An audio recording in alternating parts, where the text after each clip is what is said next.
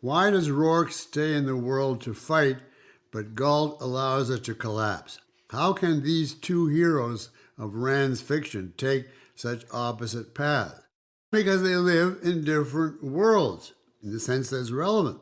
Hoark is created in the 30s and 40s, which is a very, very different world from the one we live in. A freer period, even if not completely free. So as far as background is concerned, it was ample for Ayn Rand's purposes, and the theme did not require a different background. The theme was to show the difference between dependence and independence in a certain kind of world. And obviously she wanted to write about the kind of world in which she lived. So it was not a political, but a moral theme.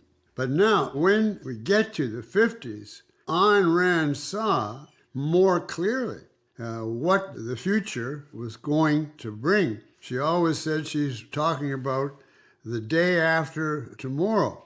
And at this point, she wanted a grand integration of all her essentials. And consequently, it was not a novel per se about an individual or a clash of individuals, although those, of course, existed.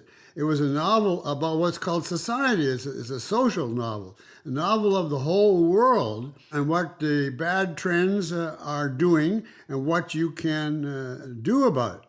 And from that point of view, the theme requires a presentation of the whole world. And if you want to show the necessity of the good and the evil of the bad, you show it by showing the deterioration and collapse of society all around. It would not be enough to show it with a few individuals on a normal background. This is going to be, in effect, science fiction, a projection of a whole world. So the action of the hero is going to be totally different because the theme is different. You might be interested to know how Ayn Rand came up with the idea of Atlas Shrugged. She was talking on the telephone to Isabel Patterson, a writer with whom she was friendly, and her husband was just on a couch nearby overhearing. And Isabel Patterson said to her, "You know, Ayn, your ideas are so crucial. You should not present them in fiction. You should present them in nonfiction so people can understand." And Ayn got very indignant, and she said, "Why should I sacrifice my values to satisfy others? What would these people do without me? What if I went on strike and gave them nothing? What if all the creative minds of the world went on strike?" And then they continued on another topic, went on and on.